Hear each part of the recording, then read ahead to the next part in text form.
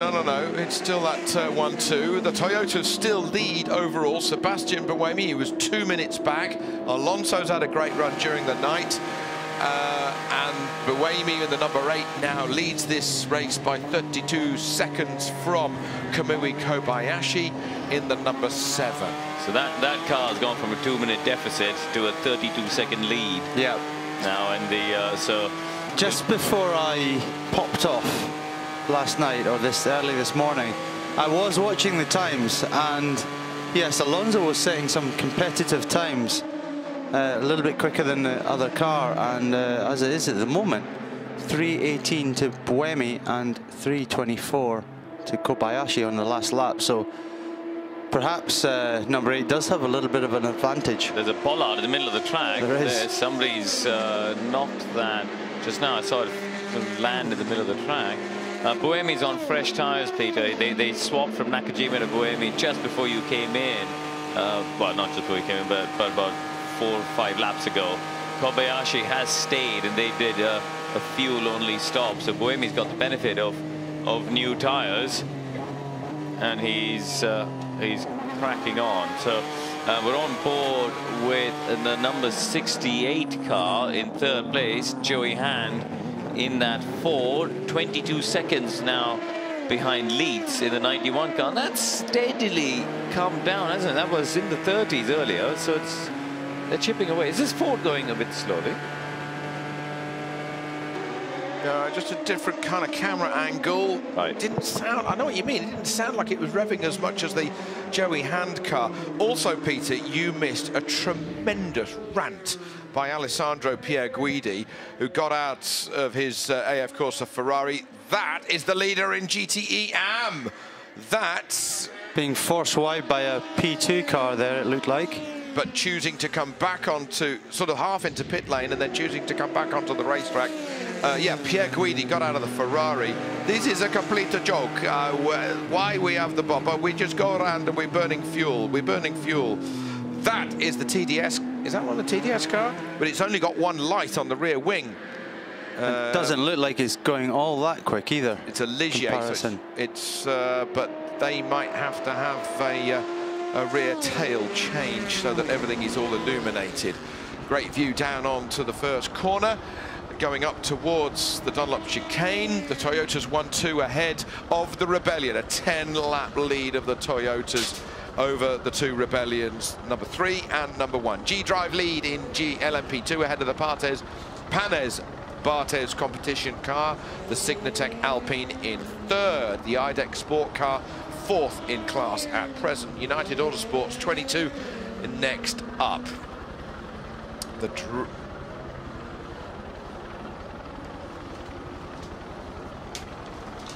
So I'll just go quiet for a minute because Duncan has got some information for us. Duncan, tell us what you've got. Yeah, I spoke with Ewan Baldry, the technical director for Ginetta, about 10 minutes ago, and I said, what was wrong with the car? And he said, well, we just needed to bleed the clutch.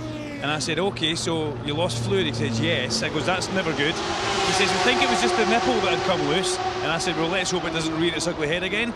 The car's now back on dollies, going back in the garage. It come in there, Toby, and it didn't stop with the clutch. You know, when you lurch towards the traffic lights in your Series 2A. Yeah, so nothing wrong with my 2A. No, I know, mate. I know. I'm only joking. But yeah, he's back in the garage. I'm also now going to trot down the 92 garage and see if I can have a word with one of those drivers in the pig car. Okay, they have promised me. Good lad. Well done, Duncan Vincent. Up and down pit lane. Back and forth, back and forth. That's the Signatech Alpine having a new nose being put on it. Mechanic on the tub. Nico Lapierre remaining in the car. Fuel going in, door shut, clean windscreen, lollipop just about to be raised in front of him. Clatter, clatter, clatter. Oh, car in front of him means he's going to have to be pulled back so that he can get the lock around on the left-hand side. Green goes up and away he goes. The Ligier that had the light out is the car in front of him. Oh, 88. Oh, that is 5th in class. That's Matteo Cairoli. That's unusual for him to make a mistake like that. And it's happened right in front of us here. Here we go, Toby. Here's the replay. Here we go, into the Ford chicane. One way. Oh, that's the other car. Rear suspension. Rear suspension's Rear failed. right, yeah. Yeah, it's completely held on by the brake lines pretty well. And that's going nowhere in a hurry. And he's pretty well missed the pit lane entry. Well, never mind the damage on front left. Yeah, he was P5. Well, it's the rear right as well, damage, and now front left. He was 5th in class, so that's unfortunate for those guys. And we're going to get a slow zone soon, aren't we? Yeah, that's going to struggle to get out of here. Yeah, we're there. Sorry, slow zone in 30 seconds, and yeah, that's not a great place. We saw Paul Dell'Arena had a crash there, didn't he, a few years ago? He did, yeah, literally in the last hour of the race, yeah. Yeah, he was trying to bring it home. Yeah, look at that. It's one of the places actually we see more accidents than you'd expect. I think everyone's sort of done the lap, but then you think, oh, I'll just muddle through the last 2 chicanes. And on this occasion, it did look like he had a rear right suspension issue rather than a pure driver error. Again, fatigue perhaps of, some of these curves are fairly heavy, and if you hit them hard enough, especially these ones around the Ford chicane area, they're pretty hard on the car, and possibly that one just finally gave up. Mechanics having a bit of a stretch. They've all also had a bit of sleep and just waking themselves up and warming up, so there must be a pit stop coming up soon. And also you do need to stretch yourself because you've been asleep in one of those chairs rather than being asleep on the floor stretched out. So muscles get lazy. You just want to make sure that before you pick up one of those heavy tires and run across the pit lane, you're not going to injure yourself, hurt yourself. I tell you, well, I raced with a team in the Dubai 24 Hours one year, and they had the most comfortable mechanics chairs. And I honestly have been looking for them for my back garden, but I haven't found them yet. I wish I'd taken a picture or found the name, really. Anyway, it's all part of the prep for a big 24-hour race, isn't it? I mean, Peter, you've done infinitely more 24-hour races than I have, and including lots at Nürburgring and stuff. You're right, though. A comfortable seat is very important. Something in between stints for the mechanics, for yourself, just to chill out and just sit back, close your eyes for a bit. Every sort of minute of shut-eye helps during 24 hours like this. And bearing in mind, we've still got quite a few hours to go, almost 8 hours still to go. Yeah, look, he carried a lot of speed through there, but you could see he was struggling. As soon as he turned the wheel into that first part of the chicane, yeah, there, the rear right is wobbling around. And as soon as he turned the wheel into that the first time he turned the wheel into the chicane, the back of the car started to step out of line. So yeah, broken suspension there, I think, yeah. No way, because he can't get to pit lane entry from there. He's got to limp across the track, and he won't be able to do a complete lap. So then leader, disc change, caliper change on the leading number 92 car. That is Kevin Estre in. Watch this, Toby. This is what I was saying to you yesterday. I was amazed. They did it in under 50 seconds when I was watching in the pit lane. There, calipers are off, new one's about to go on. That is so quick. It's unbelievable. The fuel man's still in, so that gives you an indication of how long they're actually taking, and they're nearly done. They are. He's ready with the wheel. Look at this. Look at this. Brake lines done up as the Ford comes in. I'd love to go back to that Porsche because, well, we can time it actually on our data screen. We're able to know how long it will have spent in pit lane compared with the others, and yeah. Oh my word, it's gonna go out that quickly. Fuel in, new tires on, front discs, new calipers, new pads. Wow, and that is Porsche at its best. And they held him for probably 2 or 3 seconds for that Ford, actually, so he was ready to go. And is so impressive. That pit stop time was a minute 29. It should have been probably a minute 26. Ford are doing the same. Look, so the other car, the 67, didn't change brakes. They just came and did tires and fuel and went. This car, the 69, is changing brakes on this occasion. I think that's quite a sensible choice, actually, because we got slow zones out. Yeah. So you might as well make use of the slow zone, and the Ferrari as well. 3 different teams doing the disc and caliper change. A different way, though. They don't change the caliper. Did you notice the Ford and the Porsche took the entire assembly off? The disc pads, caliper, everything was pre-assembled, and they just got a dry brake for for the actual line. And yeah, new brakes. New shiny discs on there. The pitot tube has been wrapped up with the flailing. It's been caught with the pitot tube is that little metal tube that measures airspeed coming out of the front of the Ford there. Well done, boys. I am impressed. That's a little bit of history that's sort of coming again from Le Mans. Remember, you know, disc brakes first won Le Mans in 1953 with the C-Type, with the Hamilton Rolt car. Good stat. I think we're seeing the result of a lot of time practicing, testing, doing this job on, off, on, off, on, off, and they've honed it, you know. And the other thing is, well, that one's getting a bit sticky there, though. But someone somewhere back in Germany has been running pads in as well. These pads aren't going on absolutely fresh. They'll have been run in by another car somewhere, possibly this car, in testing. And the difference at Ferrari, as I said, they didn't do it, you know, in the same way as a fully sub-assembled thing. 2 minutes 18 for the Ferrari.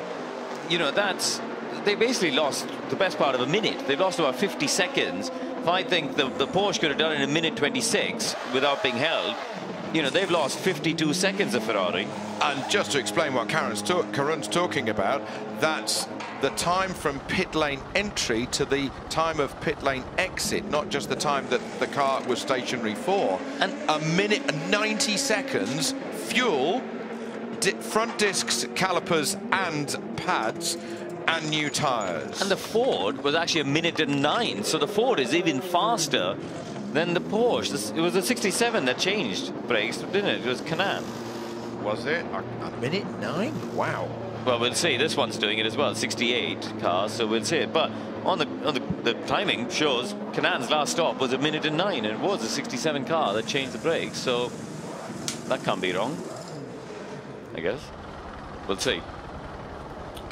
You know, I don't know what brands they're using. Those have got Brembos on the Ferrari. I don't know what brand were on the Porsche.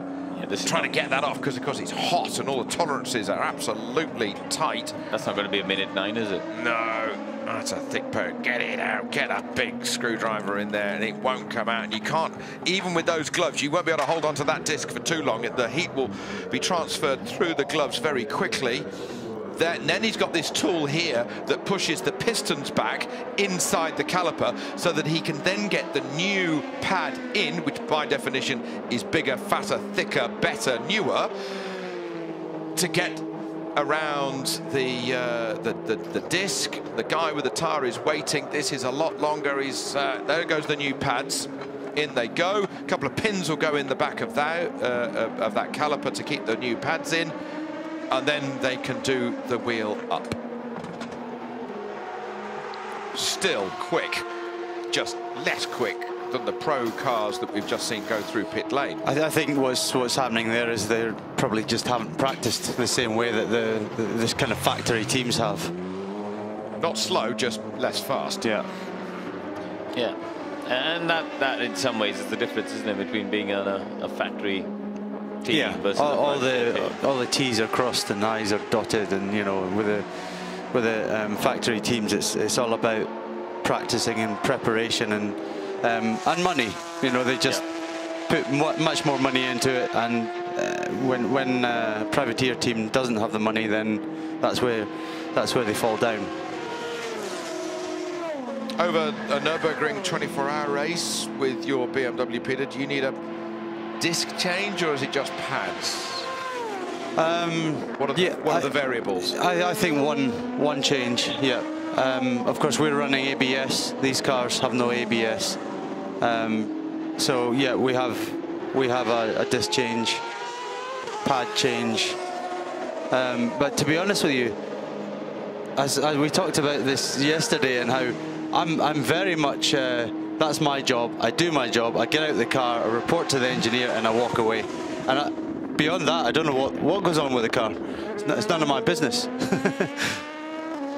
They know when to change the disc. You do well working in a Formula One team. There's a lot of not my department. Sorry, Governor. Nothing to do with me.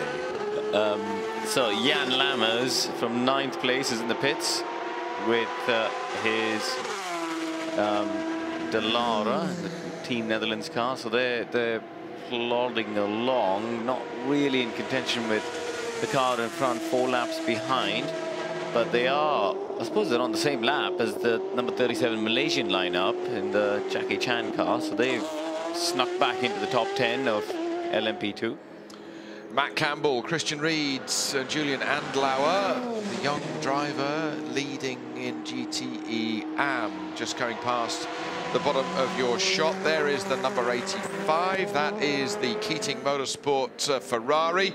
Duncan, you're down in the pits. What have you got for us? Yeah, I've got Ewan Baldry from the Ginetta team here, technical director. Ewan, we spoke about a clutch leak and it's come back. Yeah, sure.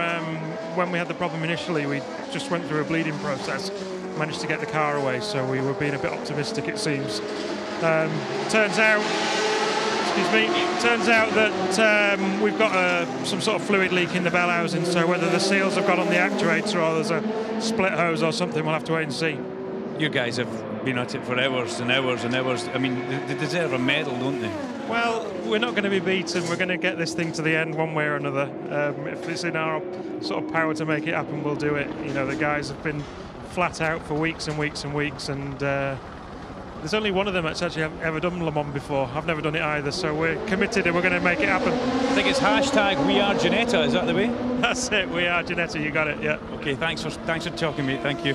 Yeah, Karun, you know that, they've lost fluid, so they top it up, they bleed it, but the fluid's obviously going somewhere. They've taken the plank off the bottom now and it's totally saturated with clutch fluid, so not the greatest, but they will get that thing to the end, to say.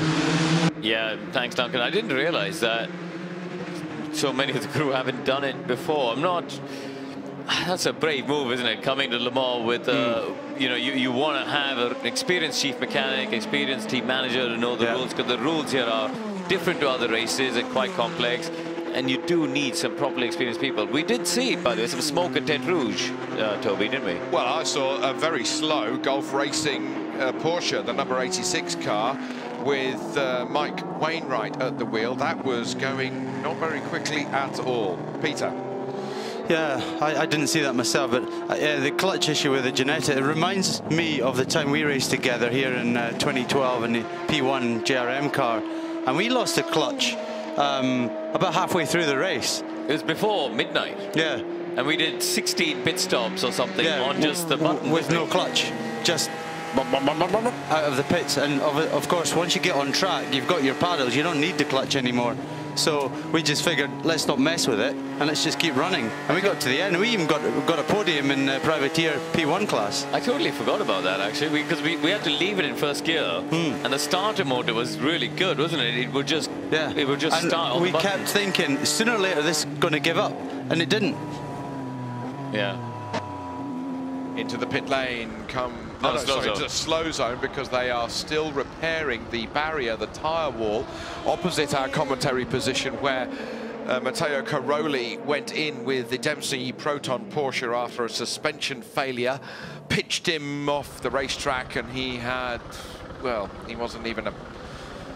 Well, he was just sat there as a passenger by the time it went across the gravel and the grass. So the work will be going on just to the left-hand side of your screen. You'll see that Cairoli went in there, then the straight line, the tyre marks across the grass, and those marshals in orange are repairing that barrier in, as I say, in front of our commentary position. The slow zone will be released when they cross the start-finish line, which is there, and now they can speed up and go back racing again. The Ford, the LMP2 car and the Corvette streak away up the hill around the long right-hander towards Dunlop.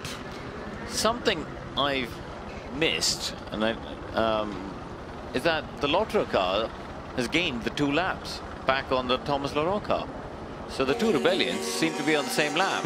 With 2 minutes separating. Yeah, and the Laurent car has actually lost the 2 laps, because they were 8 behind the Toyotas. They've lost 2 laps somewhere. Yeah, the Laurent car did nearly a 2-minute stop last time, when Lotterer did a 1-minute 10. So 120 seconds versus 70.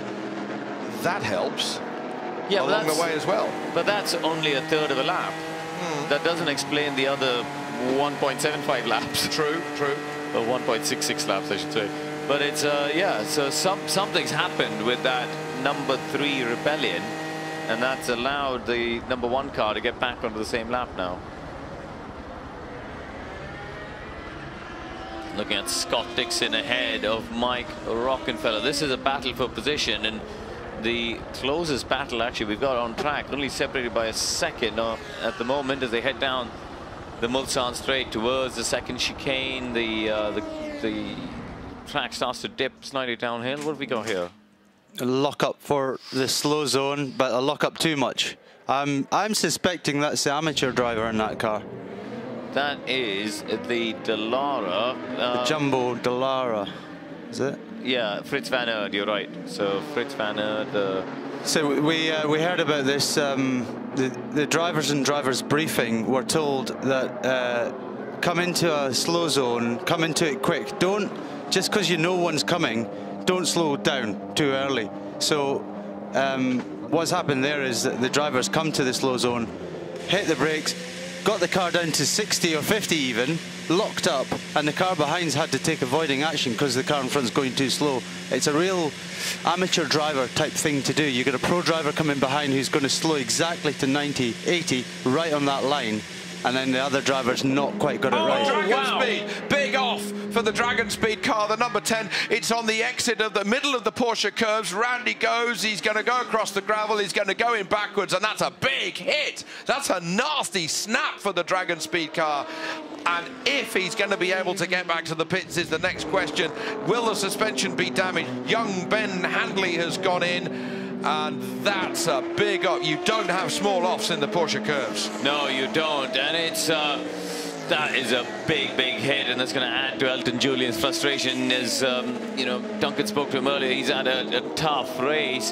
This is a battle for position here. The DC Chan car, number 37, with Nabil Jeffrey, who's a former Formula 2 driver, and he's racing against Fritz van Aert. But that acts, it's interesting, isn't it? That Dragon Speed car has got 2 top pros in it, Ben Handley and Renger van der Zende, and both those guys are the ones who've been off.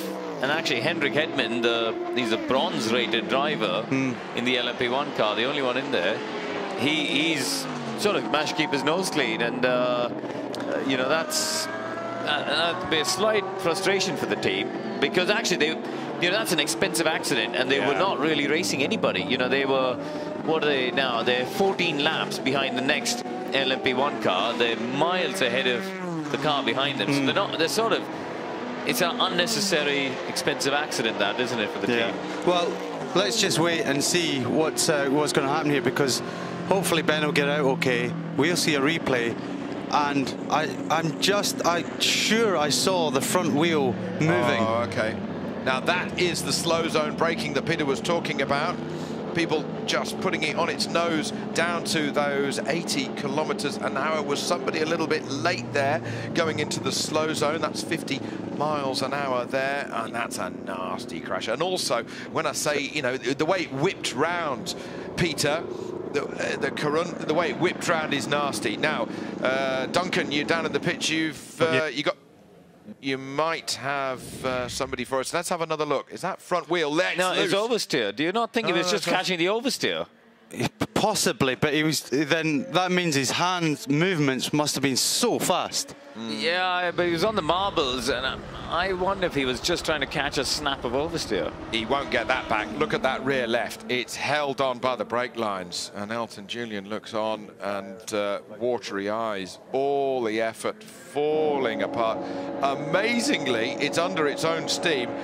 Is that going to get back? It's the bodywork that's flapping, actually. The wheel is still he needs to get out. He needs to get out and throw off that rear bodywork, doesn't he? Yeah, but he hasn't got too far to go. It's certainly pointing in the wrong direction, so he's broken the suspension, but it's still just about turning, isn't it? He's going to get it back. He's going to do it. Good lad. He's going to do it. He's got about a couple of kilometers from there. It's not far. I'd say. It's less when I've cycled it. Yeah, it's probably 1.6, something like that. It's about a mile, isn't it? Because he's at the end of the Porsche curve. Look at it. He can basically see the pit entry, actually. From where he is now, he can basically see the pit entry. So it's probably less than a kilometre even. Yeah, it's doable, that. That is Renger van der Zende on our screen, so the other driver in that lineup, and the car crabbing along completely sideways. Yeah, again, looking at that front tire, yeah, maybe it's not the issue. You might be right. His hand movement must have been so quick that you could see the direction change in the front, trying to control that oversteer. Yeah. Kamui Kobayashi out of the car. Mike Conway getting in the car for the leader of this Le Mans 24-hour race. Down off the jacks. Mike Conway plugs in the radio. Mechanic plugs in his drinks. Pipe. It's all quiet in there, isn't it? And now as the fuel light comes out, the car leaps away and on its way. We are just coming up to 7:30 here, local time.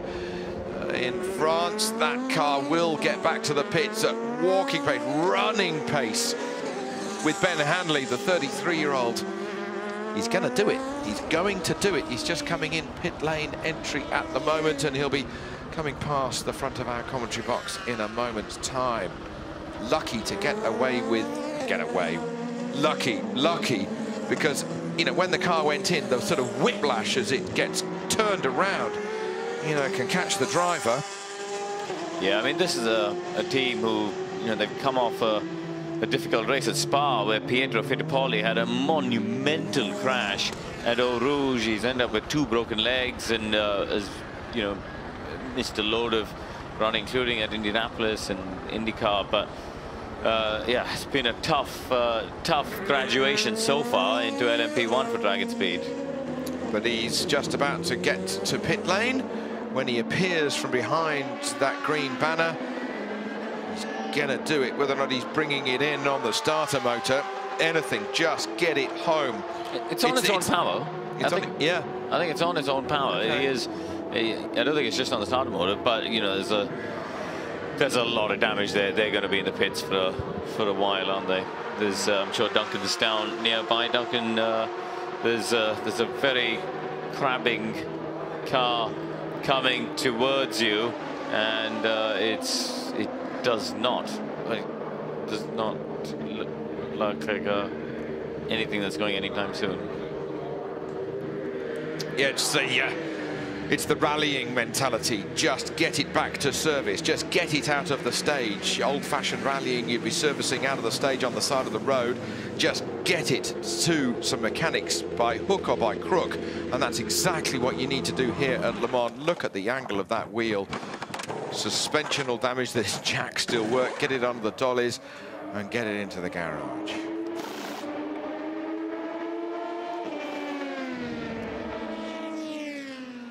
Yeah, he had the snap. You saw the back of the car snap. Then he's turned the front wheel to correct the oversteer, and he's got to the marbles. And with that, the speed that these LMP1 cars are carrying through that part, you know, they're flat through the double left of the Porsche curves, doing, you know, you're into the high 200s there. Kilometers an hour, sorry, I should say. Yeah, but, you know, 150 odd mile an hour. It's not going to be a small hit. No. So they've got it into the garage. The bodywork now starting to come off, and there's not a huge urgency, is there? They recognise it's going to be a long one. Yeah, or, you know, have they got all the spare parts? Well, they're looking at the tub. I think the first thing to look at is the monocoque. Is the monocoque damaged? They're looking at every corner, the front, the back, because, yeah, you're right. If the monocoque is damaged, cracked in any way, then that's it, game over. Yeah, and that was the issue in Spa. They did the monocoque in that shunt with Pietro, and that's unfortunately why he broke his legs. They had to change the monocoque between Spa and the Le Mans test, and that's the first thing they look at. Ooh, running on. Missing his braking point, the number 69. That is Scott Dixon. And where is Rockenfeller now? So Rockenfeller's still behind, but a little bit closer now. And might have the chance to tow up for the pass. This is for 5th position in GTE Pro. Dixon's giving him room on the run down to Mulsanne, but Dixon's on the rubbered up line around the outside, can brake deeper. Yeah, still stays ahead, but Rocky's going to have a slipstream again, isn't he? As they head down towards Indianapolis. There, Dixon there, locked up, came off the brakes and just went through that escape road, which is what it's there for. Okay, Duncan is in the pits. He's now in the SMP garage with JB. Yes, thanks, Toby. JB, good to see you. You've just stepped out the car there. You've had a little bit of breakfast. How was your stints through the night? It was really good, actually. You know, we were 45 laps down when I got in the car. And since then, it's run flawlessly, which is really annoying. It's just balancing it through the stints, really. That's which is pretty normal, you know, as the tyre wears down. And I've done 2 runs now, and both have been 5. Scott, we believe we found the brake pulling issue. We believe we found the brake pulling issue. I don't even know there's a name for it. I don't think people normally do that. So, yeah, I did 2 times 5 stints. First one was 3 hours 40 in the car, and the second was 3 hours 15. So, it's they're pretty hefty, but the tyres are hanging in there, and they actually work better on the 3rd and 4th stints anyway. The first stint, there's just too much rubber, I think, it's rolling around the tyre. But yeah, loving the atmosphere, loving being out there, and I didn't want to come in, really. Okay, not much gets past Karun Shandok. He says it's called quintuple. He's just told me you. Excellent. Well, thank you very much. That's very helpful. Okay. No, it was good, and you know, put some pretty good laps in, which I was happy with. So that's all I can hope for, and gaining a lot of experience out there in traffic and the circuit and the car, and yeah, feeling very comfortable now with the car, which is good. JB, thanks very much. Thanks. Information to the pit lane, information to the pit lane, decision 55 from the stewards, car 8, stop and go 1 minute for overspeeding slow zone. Car 8, stop and go 1 minute for overspeeding slow zone. Now, we've got a message that it's car 8 and car 7, so the 2 leading cars How will bizarre have the is same that? kind of penalty. That's bizarre that they've both got the same penalty, unless somehow their speed limiter isn't functioning correctly, and it's same on both cars. Yeah, and also whilst we were speaking to Jensen Button, thank you, Duncan, we also heard from the Scott Dixon Ford that his brakes were overheating. I think that's what they said. And that's why we saw him run straight on at the second chicane on Motsan. So the 2 Toyotas will have a stop-go. So in theory, they'll lose the same amount of time, and they'll have the same amount of gap between them. Information to the pit lane, information to the pit lane, decision 56 from the stewards, decision 56 from the stewards, car 7, stop and go 1 minute for overspeeding in the slow zone.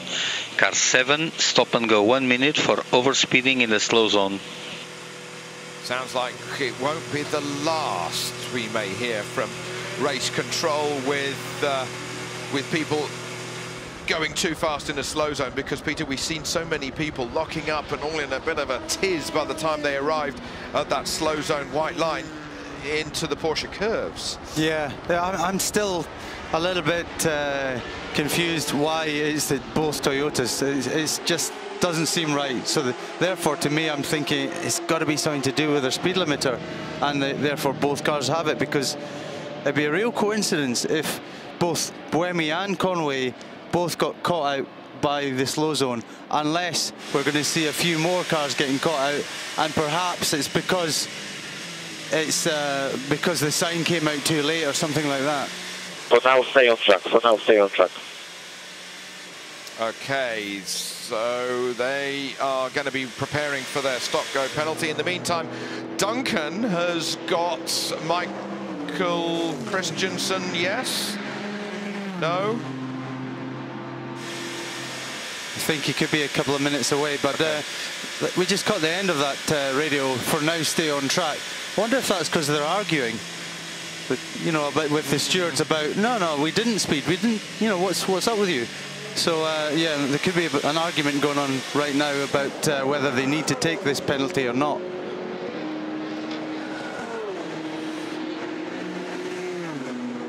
Okay, well, we've still got 7.5 hours to go. It may well be 7:30 in the morning here at Le Mans, but the race will be checkered flagged at 3 o'clock. There is your leader. It's got a 40-second lead. That is Sebastian Buemi. That is then Mike Conway, those seconds behind.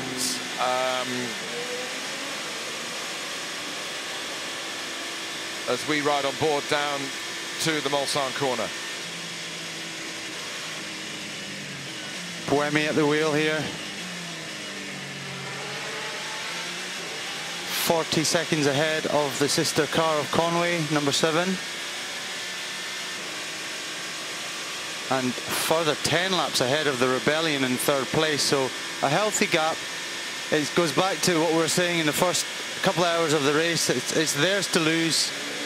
They're just keeping their pace up, trying to just keep on top of all the problems with the cars. There's no point in taking any risks now. They're literally racing themselves. Yeah, and they're sort of bizarrely lucky that they've both had the same penalty, so the status quo will be maintained. It doesn't actually matter, yeah. It would have mattered had Buemi got the penalty and Conway not, because all of a sudden number 7 would have jumped ahead. Or had anybody else been within a lap of them. Unlikely. No, absolutely. But if they were not just in the class on their own. Yeah. You know, last year it would have made a difference. The year before it would have made a difference. So Kobayashi's not particularly worried about the penalties anyway. He's having a good time. They may not have told him yet. He might suddenly freak when 2 cars come in just when they're not expected to.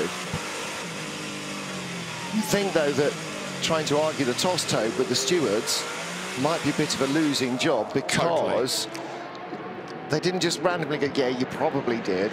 They'll have looked at the data and the data would have gone ping, ping, ping, you did. You rarely win an argument with the stewards in any form of motorsport. It's a rare bird, that one. Yeah, I think there'll be a computerized Gallic shrug. Do the penalty, mate. Never mind the actual Gallic shrug. Mike Rockenfeller's worked his way back up towards the leading group. 5th place in the Corvette. So again, that's as alien as Jimmy Bruni in the Porsche. Mike Rockenfeller in the Corvette. Yeah, you're right. Yeah, things change. And the penalised number 67 Ford, Tony Kanaan, now up to 4th place. So the pass did take place then. The Rockenfeller did get by Dixon.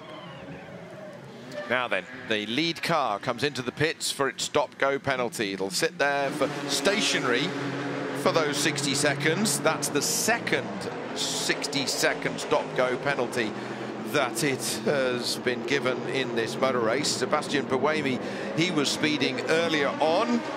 He actually knew he'd done it. He admitted his guilt before the steward's decision flashed up onto our screens. But this time, it just flashed up onto our screens. Well, in fairness, he was in the car, so we couldn't interview him about it beforehand. But he has come in to serve the penalty, and that makes you assume that the number 7 car will come out next lap and serve the penalty as well.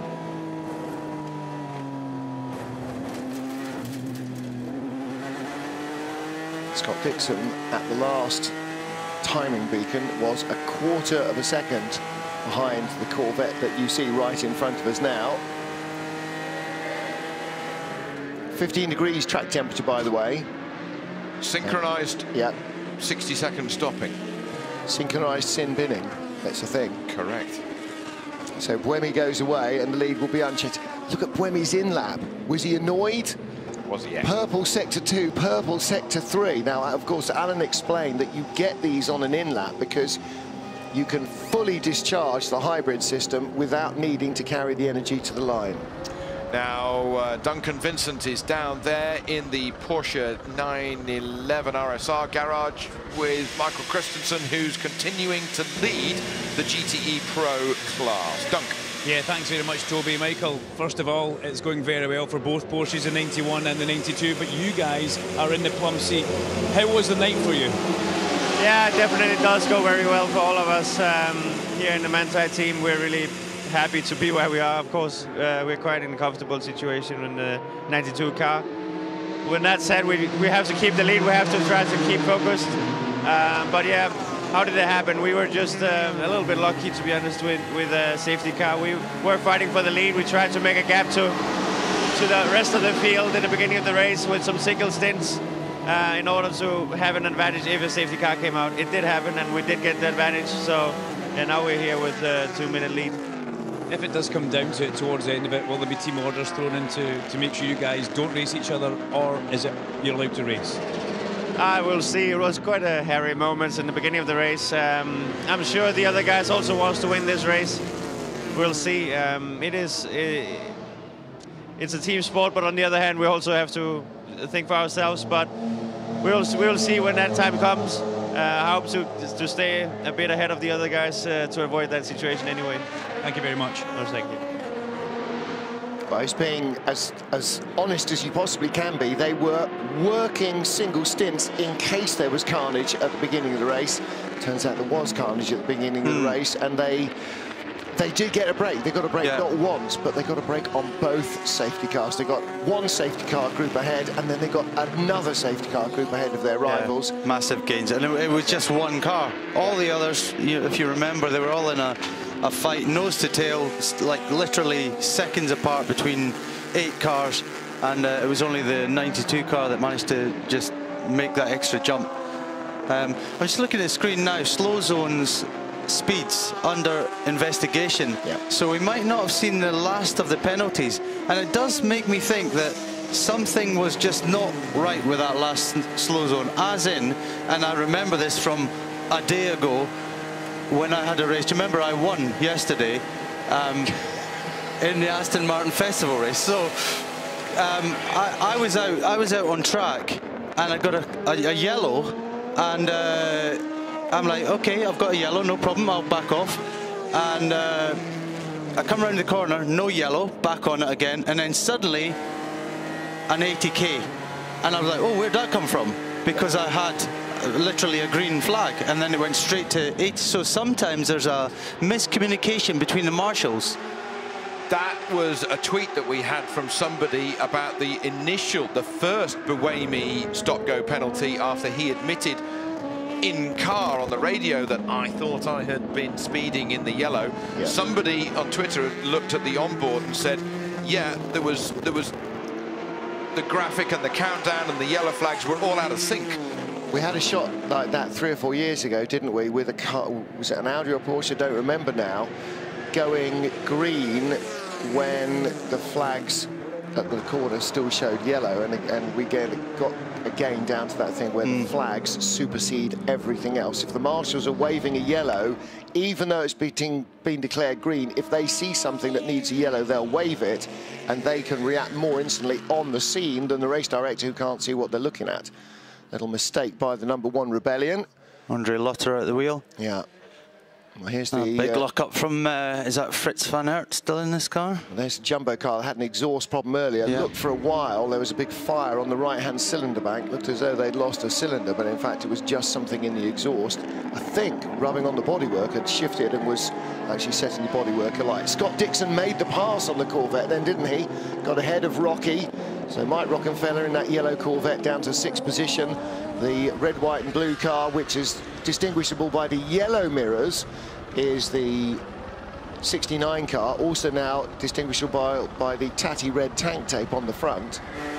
So now the OCD crew members and OCD viewers will want that nose changed at the next pit stop, but I think that might take them rather more time than they can afford. It is a bit more difficult on a GT car. The prototypes are designed just to have the nose whipped off and replaced, but GT is a bit different.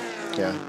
Although that GT is a bit different again, isn't it? That's as prototypey as they get. Exactly. But the Fords now, 3rd, 4th and 5th, so you can't afford that. If you're that Ford, you can't afford to be spending 30 seconds doing anything like that, because that might cost you the podium.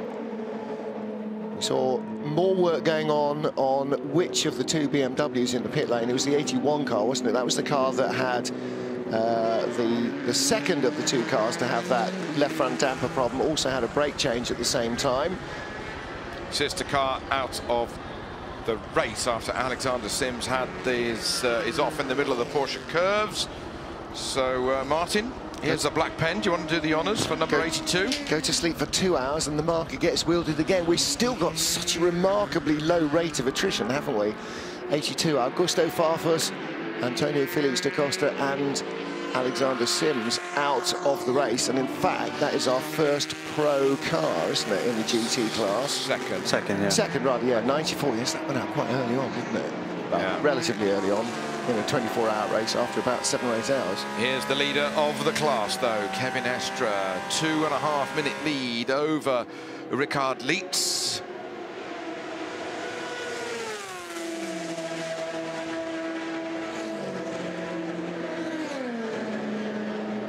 Has that Ferrari caught him, or is that has he just passed it?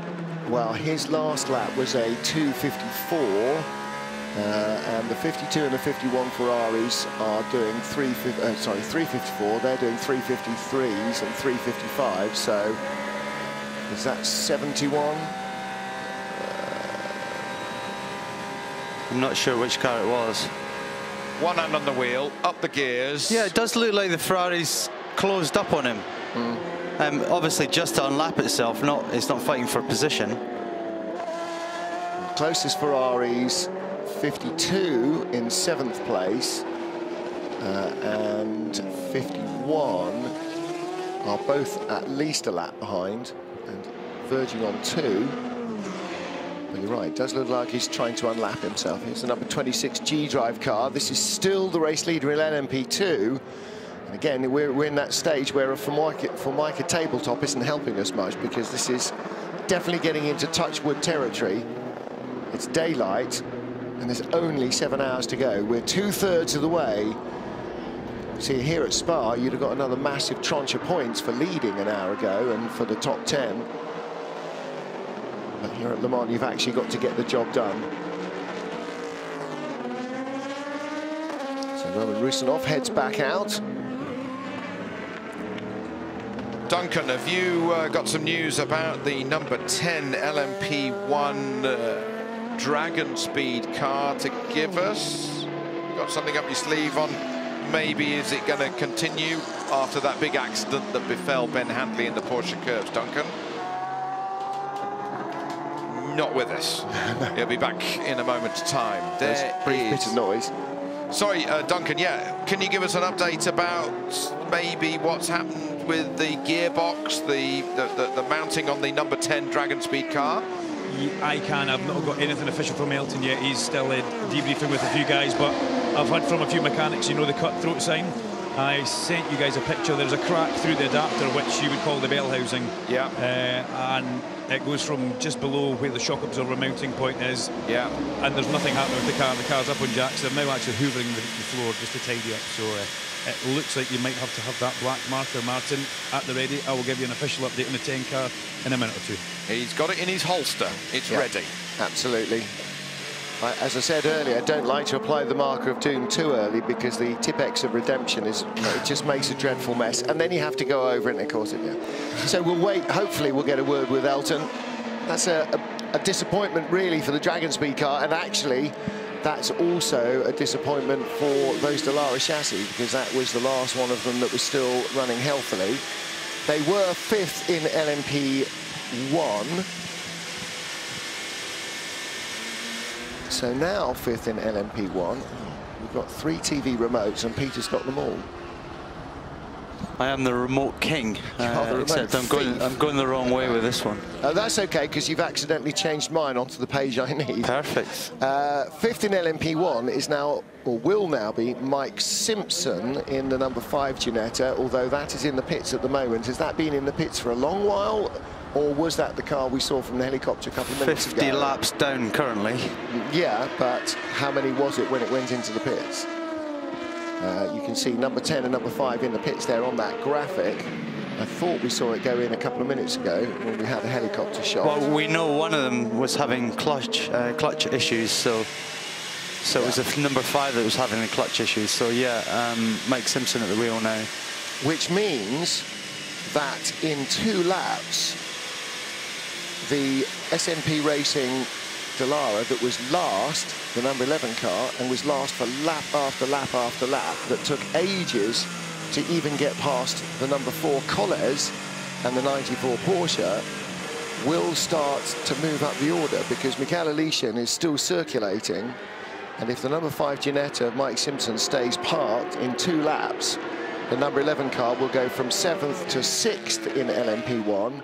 And then if the number 10 is retirement, will be promoted to 5th in LMP1. Now, at halfway, I was doing on-air live maths, never a recipe for success, but we calculated that at halfway, if the Toyota had done roughly 200 laps, it had done 196, the Ginetta was more than 50 laps adrift, which was less than 75% of the race distance, and that is 23, 28. It's right in front of us. We can almost touch the car if we leant out of the commentary box. Our chance for fame. Let's run out and push. No. No. Okay, no. But it's absolutely on our doorstep, and it's not going to get out of there in a hurry.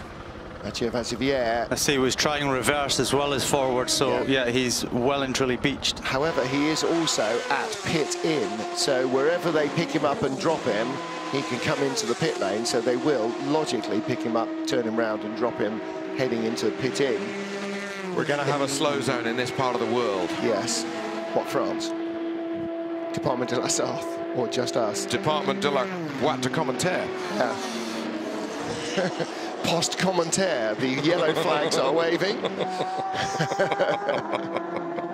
Oh, the delirium of a morning at Le Mans. See, that's why I said we need to open the door, because there is no airflow here, so we're breathing 18-hour-old carbon dioxide in. No, it was very cold at dawn, and we all agreed to shut the door. It's I'm probably cold because I'm hungry. Yes, exactly right. It was, well, you've got 10 minutes, and then you can go and have some scran. Fernando Alonso, the Lloyd Duval. Yeah, the wrong red and blue helmet. Well, here's the number 35 Dallara, and this is their LMP2 car. That'll hurt your back, won't it? And we found out where the miscoloured rear end of the car comes from. It actually comes from the car, because they have borrowed a car from a European Le Mans Series competitor. It's just that the spare tail wasn't wrapped like the rest of the car. So it is underneath that chrome SMP livery, once it's peeled off, will be the relevant colour. And Marshall's having a quick moment as people are beginning to wake up and head for the food stalls and such like. Listening in, there is your Kevin Estra. So he's got Porsche. 51 behind him. So that is Daniel Serra, one of last year's winners in GT Pro. So he is on a pretty fast pace. He's obviously pushing. Estra doesn't need to push. Estra needs to do what Toyota need to do, which is not hit stuff and not make silly mistakes. That's it, yeah. And if he needs to, let the Ferrari go. Yeah, because the Ferrari is 8th in class, isn't going to be 7th in class by going past him. What he doesn't need is Ferrari attacking him and locking up and hitting him, something like that. So, he has to be a little bit careful there.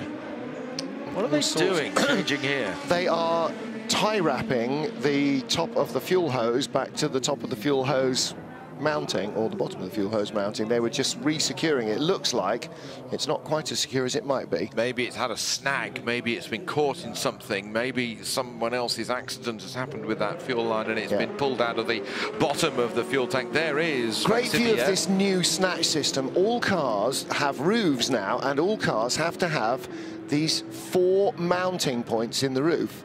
2 mounting points in the roof. Look how easy that is. Plug it in, click, it locks, whick, up in the air you go. And those straps from that frame go all the way around the world with the World Endurance Championship. So you've got different sizes for different types of car. Well, no, you've got that standard wide thing, but the roofs are not that much different. So the straps will go narrower or wider depending on where you plug them in. So in comes the Rebellion. This is the wrong screen. Changed the screen, yeah. No, you changed the screen. No, Martin, I think you'll find it was you.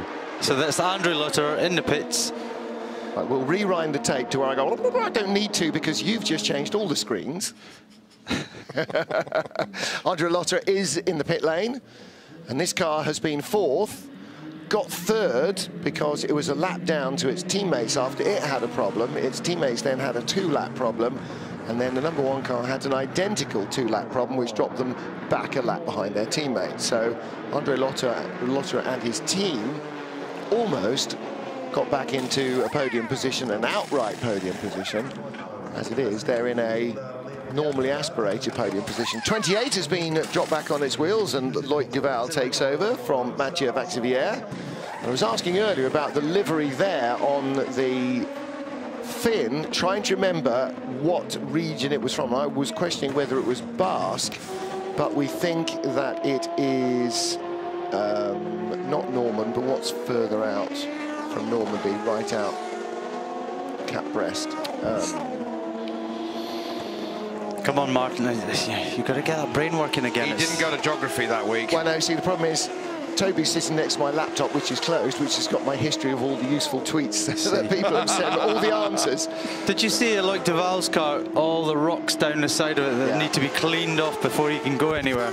Well, of course, what will happen is he can trundle out of the pit lane, then he can accelerate and leave them all behind him. Well, I don't think the stewards will be all that happy about that. No, he won't be when he meets them next time out either. Brittany. Brittany. We think it is the Breton flag. At least we don't, but my French correspondent thinks it is. Don't you, Isadora? He's got more chance than us, then. No, she does. Sorry. Yeah. Well, although in fairness, she's from the Alpes-Maritimes, so you know, she may not know. Any other departments you wish to mention? No, not at all. Here's the Ebby Motors Porsche. That's Christina Nielsen. Now, that was the car over which Ollie Webb tripped in the number 4 by Collet's car, and it was a contact with the left of the Porsche, and it's showing absolutely no... To be fair to Ollie Webb, it wasn't Ollie Webb. It was Kraihammer, it was wasn't Dodo Kraihammer, wasn't it? Yes, yeah. So that's very fair to Ollie Webb. Apologies for that. It was Dominic Kraihammer. Bacon, eggs, sausage and baked beans. Well, we can certainly get at least 2/3 of that on our plate at breakfast time. And Tobe, in about 5 minutes, you'll be able to explore the culinary delights of catering, which comes as a very welcome bonus at this time in the morning. Reported to the stewards for speeding in the pit lane, car number 52. That's the lead Ferrari in the GTE Pro class, Antonio Giovinazzi. And so that means that Daniel Serra is highly likely to become the lead Ferrari. And that's the 51 car, which will go from 8th to 7th. To be fair, he is a couple of laps shy of Giovinazzi, probably not quite. Oh, my timing screen shows him as 1 minute 46 behind. And I would have thought that a stop-and-go penalty... OK, I'm just seeing -2. Yeah, that's on the leader. OK. That's gap. That's to the lead of the class. Interval is to the car in front, which is the next column. Gotcha. And mine says, I can't read it on yours, but I found him on mine, 52. Now the Dragon Speed car has dropped down between them, so that's completely kiboshed. But right, let's hear very quickly from the pit lane. Hunky Dunky. Hi, Martin. How are you? Moving. Yeah, just barely. You're sounding fresh. I'm in the Dragon Speed garage, and I do like the Evo Knievel livery. It's one of my favourites. Yes. However, the 2018, Tracy Crone is a bit of a moment there with the Tracy Crone Eurasia car. I thought he might have a left front suspension problem, but I think he might have had a not stopping in time problem, possibly. Well, the door is now shut, unfortunately, on the 2018 Le Mans for the Dragon Speed number 10 car. Elton Julian has done the greatest job of avoiding me. He keeps kind of giving me sideways glances. I'm a bit scared of him, actually, so I'm going to leave him. But the door's shut, Martin. You may as well get the marker out. Well, that is a great shame. Yeah, that is a great shame for Dragon Speed, and unfortunately that is sort of the official sign to the fans and everybody else that you have retired the car as you pull the garage door down. Now, sometimes you need a great car, a great team, great drivers, great preparation, but to win you also need a slice of luck. And if you're in the Pink Pig team, if you're Kevin Estra, you come out of Arnage and there's a car blocking the road completely sideways and it moves out of the way just so that you miss it. That's the luck you need to win Le Mans. Exactly, yeah. I talked about a little bit earlier on the possibility of that Ferrari behind Kevin Estra attacking him and trying to get a lap back. But what I didn't think about was a car in front of him spinning right in front of him, and that was Tracy Cronin in his car. And yeah, the possibility, you know, split second later, and Estre could have collected that car, and might not have been race ending, but it might have put him back a bit, and he might have lost that advantage to the sister car of Leeds. So yeah, it wouldn't need to be race ending. Imagine if he clipped it and it had broken the right front suspension or punctured his tyre. He's 2 minutes 36 ahead. He would have lost that, getting back, having the work done and leaving the pit lane. Yeah, that touch would have lost him the lead, cost him the lead, and then we'd be back to that head-to-head battle they had, you know, meters apart in the first hour of the race. The Rebellion guys are quite active on getting that fuel sorted. We've seen that Andre Lotterer is now early in his stint, but he's going to run out of fuel sooner or later, so they need that fuel rig sorted. They've completely unattached the fuel line, but there was 4 or 5 guys there quite frantically trying to get that sorted. Yeah, I've never seen a fuel line come off in my limited experience. You got much more experience, so yeah, strange that. I've been in a couple of Peugeot pit fires, so I have seen fuel lines come off. Those were in the days when there was no speed limits and no fire suits, so pit lane boys like me wore shorts.